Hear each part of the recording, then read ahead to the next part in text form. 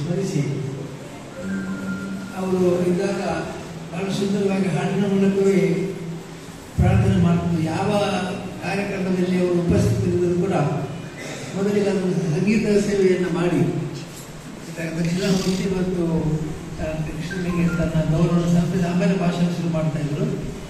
ಅವರ ಕಂಠ, ಅವರ ತೇಜಸ್ಸು ಮತ್ತು ಅವರ ಉಪಸ್ಥಿತಿಗಿದ್ದಾಗ ವಾತಾವರಣದಲ್ಲಿ ಆಗ್ತಿದ್ದಂಥ ಬದಲಾವಣೆಗಳನ್ನು ಗಮನಿಸಿ ಅವರಿಗೆ ಎಲ್ಲ ಕಡೆ ಕೂಡ ಬಹಳ ವಿಶೇಷವಾದ ಗೌರವ ದೊರಕ್ತಾ ಇತ್ತು. ಅವರು ನಮ್ಮ ಜೀವಿತಾವಧಿಯಲ್ಲಿ ಅನೇಕ ಕಾರ್ಯಗಳನ್ನು ಮಾಡಿದ್ದಾರೆ. ವಿಶೇಷವಾಗಿ ಸಂಸ್ಕೃತಿಯ ಉಳಿವು, ಸಾಹಿತ್ಯದ ಉಳಿವು ಮತ್ತು ಯಕ್ಷಗಾನ ಉಳಿವಿಗಾಗಿ ಬಹಳ ದೊಡ್ಡ ಕೊಡುಗೆಯನ್ನು ಕೊಟ್ಟಿದ್ದಾರೆ. ಮಠದಲ್ಲಿ 24 ಗಂಟೆಯೂ ಕೂಡ ಸಂಸ್ಕೃತಿಯ ಕಲರವ ನಡೀತಾ ಇತ್ತು. ಎಲ್ಲ ಕಲಾವಿದರಲ್ಲಿ ಬರಬೇಕು. ಅವರಿಗೆ ಎಷ್ಟು ಜನ ಕಲಾವಿದರು ಬಂದರೂ ಕೂಡ ಸಾಧ್ಯ. ಇನ್ನೂ ಅವ್ರಿಗೆ ಆಗ್ತಿರಲಿಲ್ಲ, ಇವ್ರಿಗೆ ಆಗ್ತಿರಲಿಲ್ಲ. ನಮ್ಮಲ್ಲಿ ಬಂದಾಗ ಕಲಾವಿದರು ಹೇಳ್ತಿದ್ರು, ನನಗೆ ಎಣ್ಣೆಯಲ್ಲಿ ಹೋಗಿ ಸೇವೆ ಮಾಡಲಿಕ್ಕೆ ಅವಕಾಶ ಸಿಕ್ಕಿತ್ತು. ಅಲ್ಲಿಂದ ನಾನು ಪಾತ್ರ ಮಾಡಿದೆ, ಇಂತಹ ಸಂಗೀತ ಮಾಡಿದೆ, ಇಂತಹ ಚೆಂಡೆ ಹೊಡೆದೆ, ಮೊದಲೇ ಹೊಡೆದೆ, ಇದನ್ನು ನನ್ನ ಪುಣ್ಯ ಅಂತ ಅವರು ಹೇಳಿದ್ರು. ಅಂದರೆ ಸ್ವತಃ ಕಲಾವಿದರಾಗಿದ್ದಂಥ ಕೇಶವ ಭಾರತಿ ಶ್ರೀಗಳವರಿಗೆ ಸ್ವತಃ ಅವರಿಗೆ ಕಲೆ ಗೊತ್ತಿದ್ದರಿಂದ ಮೌಲ್ಯಮಾಪನ ಮಾಡುವುದವರು ಸುಲಭ. ಯಾರ್ಯಾರು ಎಷ್ಟು ಯೋಗ್ಯತೆ ಇದೆ ಅಂತ ಅವರು ಗುರುತಿದ್ದರು. ಅಂತಹ ಪೂಜ್ಯ ಶ್ರೀಗಳವರು ಮಾಡಿದಂಥ ಸೇವೆ ಅಖಂಡವಾದರು. ಆದರೆ ಯಾವಾಗಲೂ ನಾವು ಹೇಳ್ತಾ ಇದ್ದದುಂಟು, ಅವರ ಸ್ಥಾನಮಾನ ಸರಿ ಇಲ್ಲ ಅಂತ. ಯಾಕೆಂದರೆ ಕೇರಳದಲ್ಲಿ ಇದ್ದು ತಪ್ಪಲ್ಲ, ಅದು ಸಮಸ್ಯೆ ಅಲ್ಲ. ಆದರೆ ಅವರಿಗೆ ಕರ್ನಾಟಕದಲ್ಲಿ ಇದ್ದಿದ್ರೆ ಯಾವ ಗೌರವ ಸಿಗ್ತಿತ್ತೋ, ಯಾವ ಅನುಕೂಲಗಳು ಸಿಗ್ತಿತ್ತೋ ಅದು ಇಲ್ಲಿ ಸಿಕ್ಕೋದಿಲ್ಲವೇನೋ ಅಂತ ನಾವು ತಿಳ್ಕೊಂಡಿದ್ದು. ಅಂತೂ ಇಂದು ಈ ಸಾನ್ನಿಧ್ಯ ಬಹಳ ವಿಶೇಷವಾಗಿ ಅವರ ಜೊತೆಗೆ ಇದ್ದು ಅವರೆಲ್ಲ ಕಾರ್ಯಕ್ರಮಗಳನ್ನು ನಡೆದುಕೊಂಡಿದ್ದಂತೆ ಈಗಿನ ಶ್ರೀಗಳವರು ಬಹಳ ಯೋಗ್ಯ ರೀತಿಯಲ್ಲಿ ನಮ್ಮ ಸಂಸ್ಥಾನವನ್ನು ಮುಂದುವರಿಸ್ತಾ ಇದ್ದಾರೆ. ಈ ಸಂಸ್ಥಾನ ಮುಂದುವರಿಬೇಕಾದರೆ ಯೋಗ್ಯರಾದಂಥ ಶಿಷ್ಯರನ್ನು ಪಡಿಬೇಕಿತ್ತು. ಇವರು ಅವ್ರ ಜೊತೆಗಿದ್ದವರು, ಅವರ ಅನೇಕ ಕಾರ್ಯಕ್ರಮಗಳಲ್ಲಿ ಭಾಗವಹಿಸಿದವರು, ಅವರ ಎಲ್ಲ ಪದ್ಧತಿ, ಸಂಸ್ಕಾರ, ಸಾಂಸ್ಕೃತಿಕ ವ್ಯವಹಾರಗಳನ್ನು ಕೂಡ ತಿಳ್ಕೊಂಡವರು. ಹಾಗಾಗಿ ಇಂದು ಕೂಡ ಎಣ್ಣೀರು ಮಠ ಅಂತಂದರೆ ಎಲ್ಲ ಕಲಾವಿದರಿಗೆ ಅಪ್ರಿಯಮಾನವಾದಂಥದ್ದು ಪ್ರದೇಶ. ಮನೆಯಲ್ಲಿ ಬರ್ತಾರೆ, ಮನೆಯಲ್ಲಿ ಏನೇ ಕಾರ್ಯಕ್ರಮದಲ್ಲಿ ಹೇಳಿಕೆ ಮಾಡ್ತಾರೆ, ಇಲ್ಲಿನ ಪ್ರಸಾದ ಪಡ್ಕೊಂಡು ಹೋಗ್ತಾರೆ. ಇಂತಹ ಶ್ರೀಗಳವರು ಇವತ್ತು ದೊಡ್ಡ ಕೆಲಸವನ್ನು ಮಾಡ್ತಾ ಇದ್ದಾರೆ. ಯಾಕಂದರೆ ನಮ್ಮ ಸಾಂಸ್ಕೃತಿಕ ಜಗತ್ತಿನಲ್ಲಿ ಕಲೆ ಮತ್ತು ಧರ್ಮ ಎರಡು ಬಹಳ ಹತ್ತಿರವಾಗುವಂಥದ್ದು. ಕಲೆ ಬೇರೆ ಅಲ್ಲ, ಧರ್ಮ ಬೇರೆ ಅಲ್ಲ. ಭಗವಂತನ ಸಾನ್ನಿಧ್ಯವನ್ನು ನಮ್ಮ ಸಮೀಪಕ್ಕೆ ಹೋಗಬೇಕಾದ್ರೆ ಕಲೆಯ ಮಾಧ್ಯಮದಲ್ಲಿ ಸುಲಭವಾಗಿ ಹೋಗ್ಬೋದು. ಭಗವಂತನ ಸಾನ್ನಿಧ್ಯವನ್ನು ಮುಟ್ಟಬೇಕಾದ್ರೆ ನಮ್ಮಲ್ಲಿ ನಾವು ಭಜನಾ ಕಮ್ಮಟ ಅಂತ ನಾವು ಮಾಡಿದ್ದೇವೆ. ಭಜನಾ ಕಮ್ಮಟ ಮಾಡುವಾಗ ಕೇಳಿದ್ರೆ ಯಾಕೆ ಭಜನಾ ಕಮ್ಮಟ ಮಾಡಿದ್ದೀರಿ ಅಂತ ನಾನು ಹೇಳ್ತಿದ್ದೆ. ಎಷ್ಟೋ ಸಲ ಕೆಲವರು ಹಾಡಿದರೆ ದೇವರು ಸೇರಿಸ್ಕೊಳ್ಳಿಕ್ಕೆ ಆಗೋದಿಲ್ಲ, ಅಷ್ಟು ಕರ್ಕಶವಾಗಿರ್ತಾರೆ. ಅದಕ್ಕೆ ಕೇಳ್ತಿದ್ರು, ದೇವರು ಏನು ಮಾಡ್ತಾರೆ ಇಂಥ ಸಂಗೀತ? ಏನಿಲ್ಲ, ದೇವರು ಒಳ್ಳೆ ಉಪಾಯ ಮಾಡಿದ್ದಾರೆ. ಸಂಗೀತ ಪ್ರಾರಂಭ ಆಗಬೇಕಾದ್ರೆ ಹೊರಗೆ ಹೋಗಿರ್ತಾರೆ, ಅವರು ಮುಗಿದ ಮೇಲೆ ಒಳಗೆ ಬರ್ತಾರೆ, ಹಾಗಾಗಿ ಅವರಿಗೆ ಹಿಂಸೆ ಆಗೋದಿಲ್ಲ.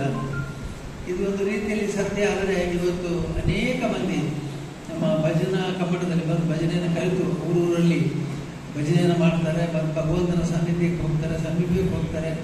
ಒಳ್ಳೆಯ ಸಾಹಿತ್ಯವನ್ನು ಪುರಂದರದಾಸರು, ಕನಕದಾಸರು ಮತ್ತು ಅನೇಕ ದಾಸಶ್ರೇಷ್ಠರು ಒಳ್ಳೆಯ ಸಾಹಿತ್ಯವನ್ನು ರಚನೆ ಮಾಡಿಕೊಟ್ಟಿದ್ದಾರೆ. ಭಗವಂತನ ಈಗ ಎಷ್ಟು ಸುಂದರವಾಗಿ ಅವರು ಪ್ರಾರ್ಥನೆ ಮಾಡಿದ್ರು ಅಂದರೆ ಅದ್ಭುತವಾದ ಪ್ರಾರ್ಥನೆ. ಅವರು ಕೃಷ್ಣ ಅಂತ ಅವರು ಕರೆಯುವಾಗ ನಿಜವಾಗಿ ಕೃಷ್ಣನೇ ಕರೆದಾಗ ಆಯಿತು. ಅವರು ಸುಂದರವಾಗಿ ಕೃಷ್ಣನನ್ನು ಕರೆದಿದ್ದಾರೆ. ಇಂತಹ ವಿಶೇಷವಾದಂಥ ನಮ್ಮಲ್ಲಿ ಕಲೆ ಇದೆ, ನಮ್ಮಲ್ಲಿ ಸಾಹಿತ್ಯ ಇದೆ, ನಮ್ಮಲ್ಲಿ ಸಂಗೀತ ಇದೆ, ನಮ್ಮಲ್ಲಿ ಅದ್ಭುತವಾದ ವ್ಯಕ್ತಿಗಳಿದ್ದಾರೆ, ಸಾಧನೆ ಮಾಡೋರಿದ್ದಾರೆ. ಅಂಥವ್ರನ್ನ ಬೆಳೆಸುವಂಥ ಕ್ಷೇತ್ರಗಳು ಇದಾಗಬೇಕು, ಇದಾಗಿದೆ, ಇದಾಗಬೇಕು. ಪೂಜ್ಯರು ಇಂತಹ ಅನೇಕ ಕಾರ್ಯಕ್ರಮ ಹಮ್ಮಿಕೊಂಡಿದ್ದಾರೆ. ಅವರು ಹೇಳ್ತಿದ್ರು ಚಾತುರ್ಮಾಸದಲ್ಲಿ ದಿನ ಕಾರ್ಯಕ್ರಮ ಇರ್ತದಲ್ಲ. ದಿನ ಕಾರ್ಯಕ್ರಮ ಯಾಕಿತ್ತು ಅಂತಂದರೆ, ಒಂದು ಈ ವಾತಾವರಣವನ್ನು ತುಂಬಬೇಕು, ಇನ್ನೊಂದು ಭಕ್ತರಲ್ಲಿ ಬಂದಾಗ ಏನು ಹೋಗೋದು ಮಠಕ್ಕೆ ಸುಮ್ಮನೆ ಹೋಗಿ ಭಾಷಣ ಕೇಳಿ ಬರೋದಲ್ಲ, ಅದರ ಜೊತೆಗೆ ಸಂಗೀತ ಸೇವೆ, ಸಾಹಿತ್ಯ ಸೇವೆ, ಕಲೆಯ ಸೇವೆ ಇತ್ಯಾದಿಗಳನ್ನು ಕಿವಿಯಲ್ಲಿ ಹಾಕಿಕೊಂಡ್ರೆ ಅವರಿಗೆ ಜೀವನಕ್ಕೆ ಮಾರ್ಗದರ್ಶನ ಆಗ್ತದೆ. ಪುರಾಣದ ಕಥೆಗಳು ಸುಮ್ಮನೆ ಇಲ್ಲ, ಅದೆಲ್ಲವೂ ನಮ್ಮ ಜೀವನಕ್ಕೆ ಸಂಬಂಧಪಟ್ಟ. ನಮ್ಮಲ್ಲಿ ರಾವಣನು ಬಲಭಾಗದಲ್ಲಿದ್ದಾನೆ, ಎಡಭಾಗದಲ್ಲಿದ್ದಾನೆ, ಬಲಭಾಗದಲ್ಲಿ ರಾಮ ಇದ್ದಾನೆ. ರಾವಣನಿಗೆ ಎಷ್ಟು ಅಂತರದಿಂದ ಎಡಭಾಗ ಮತ್ತು ಬಲಭಾಗಕ್ಕೆ ಹೃದಯಕ್ಕೆ ಇರುವಷ್ಟೇ ಅಂತರ. ನಾವು ರಾಮನನ್ನು ಹೆಚ್ಚು ಪೋಷಿಸಿದರೆ ರಾಮತ್ವ ನಮ್ಮಲ್ಲಿ ಬರ್ತದೆ. ಅದಕ್ಕೆ ರಾವಣನನ್ನು ಪೋಷಿಸಿದರೆ ರಾವಣನ ಹಿಂಸಾತ್ಮಕ ಪ್ರವೃತ್ತಿ ಮತ್ತು ಅಗೌರವ ತೋರುವಂಥ ಪ್ರವೃತ್ತಿಗಳು ಬರುತ್ತೆ. ಹಾಗಾಗಿ ಈ ಯಕ್ಷಗಾನ ಅನ್ನುವಂಥದ್ದು ಈ ಎಲ್ಲರಿಗೂ ಮಾರ್ಗದರ್ಶನ ಕೊಡುವಂಥದ್ದು. ಸರಿಯಾಗಿ ನಾವು ಅವಲೋಕನ ಮಾಡಿದರೆ ರಾಮಾಯಣ ಮಹಾಭಾರತ ಕಥೆಗಳು ಯಾಕೆ ಬೇಕು? ನಮ್ಮ ಜೀವನಕ್ಕೆ ಅತಿ ಹತ್ತಿರದ ವಿಷಯಗಳಲ್ಲಿ ಸಂಬಂಧಪಟ್ಟಿವೆ. ನಮ್ಮ ಜೀವನದ ಎಲ್ಲ ವಿಷಯಗಳಲ್ಲಿ ಬಂದಿದೆ. ಹಾಗಾಗಿ ನಾವು ಯಾರನ್ನು ಹೇಗೆ ಪ್ರೀತಿಸಬೇಕು, ಗೌರವಿಸಬೇಕು, ಯಾರಿಗೆ ನೋವು ಮಾಡಬಾರ್ದು, ನೋವು ಮಾಡಿದರೆ ಏನಾಗುತ್ತೆ ಇತ್ಯಾದಿಗಳನ್ನೆಲ್ಲ ಅದರಲ್ಲಿ ಪ್ರತಿಯೊಂದು ವ್ಯಕ್ತಿತ್ವ, ಪ್ರತಿಯೊಂದು ಅಲ್ಲಿ ಬರುವಂಥ ಸಂದರ್ಭೋಚಿತವಾದ ಪಾತ್ರಗಳಿಂದ ನಾವು ಅದನ್ನು ಗಮನಿಸಬಹುದು. ಇವತ್ತು ಮಠಗಳಲ್ಲಿ ಇಂತಹ ಸೇವೆ ನಡೀಬೇಕು, ಇಂತಹ ರಕ್ಷಣೆ ಬೇಕು, ಕಲಾವಿದಕ್ಕೆ ರಕ್ಷಣೆ ಬೇಕು, ಕಲಾಕಾರರಿಗೆ ರಕ್ಷಣೆ ಬೇಕು, ಮತ್ತು ಸಾಹಿತ್ಯದ ಮೂಲಕ ಸಂಸ್ಕೃತಿ ಪ್ರಧಾನ ಆಗಬೇಕು.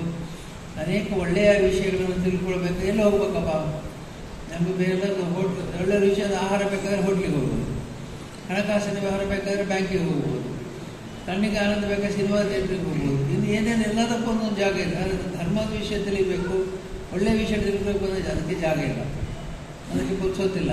ಅದರ ಬದಲು ಮಠಗಳಿಂದ ಇದ್ದರೆ ಜನ ಬರ್ತಾರೆ, ಅಲ್ಲಿ ಕೂತ್ಕೊಳ್ತಾರೆ, ಸಂಗೀತ ಸೇವೆಯನ್ನು ಆಲಿಸ್ತಾರೆ, ಪ್ರವಚನಗಳನ್ನು ಕೇಳ್ತಾರೆ, ಮಾರ್ಗದರ್ಶನ ಪಡೀತಾರೆ, ಗುರುಗಳಲ್ಲಿ ತಮ್ಮ ತಮ್ಮ ವಿಷಯಗಳನ್ನು ಹೇಳ್ಕೊಳ್ತಾರೆ. ನಮಗೆ ಯಾರಿಗಾದರೂ ಸಮಸ್ಯೆಗಳು ಬಂದು ಯಾರನ್ನು ಹೇಳ್ಕೋಬೇಕು. ನಿನ್ನೆ ಕ್ಷೇತ್ರಕ್ಕೆ ಹುಡುಗ ಬಂದ, ಅವನು ಭಾಳ ಒಂದು ಸ್ವಲ್ಪ ಮಾನಸಿಕ ಅಸ್ವಸ್ಥತೆ ಆಗಿ, ಒಂದು 8 ವರ್ಷದ ಹುಡುಗ ವಿಕೃತಿಯನ್ನು ಮಾಡ್ತಿದೆ, ಹೋಗುವುದು, ಮುಟ್ಟುವುದು, ಓಡುವುದು ಮಾಡೋದಿಲ್ಲ. ನಮ್ಮ ಪ್ರಕೃತಿಗೆ ಆಸ್ಪತ್ರೆ ಇರ್ತದೆ. ಕೆಲವರು ಮಕ್ಕಳನ್ನು ಕಂಡ್ರೆ ಮಕ್ಕಳನ್ನೇ ಹತೋಟಿ ಮಾಡಿ ಅಂತ ಹೇಳ್ತಾರೆ.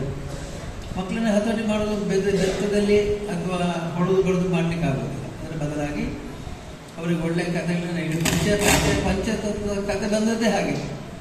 ಒಬ್ಬ ರಾಜನಿಗೆ ಮಕ್ಕಳಿದ್ರು, ಮಕ್ಕಳು ಬಹಳ